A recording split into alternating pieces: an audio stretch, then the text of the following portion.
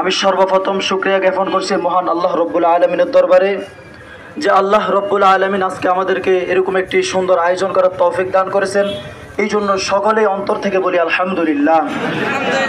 সম্মানিত উপস্থিতি, আপনারা ইতিমধ্যে অবগত হয়েছেন যে প্রেসিড সরকার, যে সরকার দীর্ঘ 17 বছর এদেশের আপামর জনতাকে বন্দী করেছে, এদেশের নিরীহ মানুষদেরকে অত্যাচার করেছে, এই দেশকে নিয়ে ষড়যন্ত্র করেছে, এই দেশকে বিদেশিদের হাতে সুপর্দ করে দেওয়ার ষড়যন্ত্র করেছে।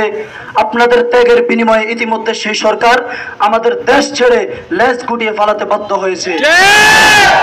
আপনারা জানেন এই সরকার দীর্ঘ 17 বছর এদেশের মানুষকে, এদেশের মানুষের জীবনকে অতিষ্ঠ করে দিয়েছে, কিন্তু এদেশের ছাত্র জনতা তার এই নির্যাতনকে এখানে রুখে দাঁড়িয়েছে।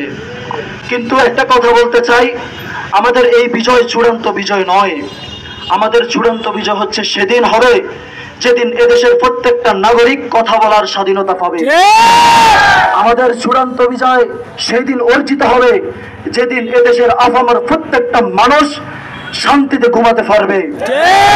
এর আগ পর্যন্ত আমরা স্বাধীন নয়।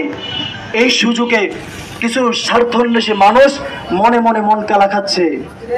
কিছু স্বার্থান্বেষী মানুষ এই বিজয়ের ক্রেডিট তারা নিজেদের গায়ে নিতে চাচ্ছে, কিন্তু স্পষ্ট ভাষায় বলি, এর ক্রেডিট সম্পন্ন ছাত্রদের, এর ক্রেডিট সম্পন্ন দেশের নিরীহ ছাত্রদের। সুতরাং আমরা দেখেছি যে একটা গোষ্ঠী বিভিন্ন সরকারি স্থাপনা, বিভিন্ন ব্যক্তিবর্গের উপর হামলা করেছে, বিভিন্ন মানুষদেরকে তারা নির্যাতন করেছে, বিভিন্ন মানুষদেরকে তারা অত্যাচার করেছে, আমরা দেখেছি। হ্যাঁ, যারা এতদিন পর্যন্ত দেশের মানুষের উপর জুলুম করেছে তাদের বিচার হবে, অবশ্যই হবে, তবে সেটা বিচারের মাধ্যমে হবে। কিন্তু কেউ আইন নিজের হাতে তুলে নেওয়ার অধিকার কারো নাই।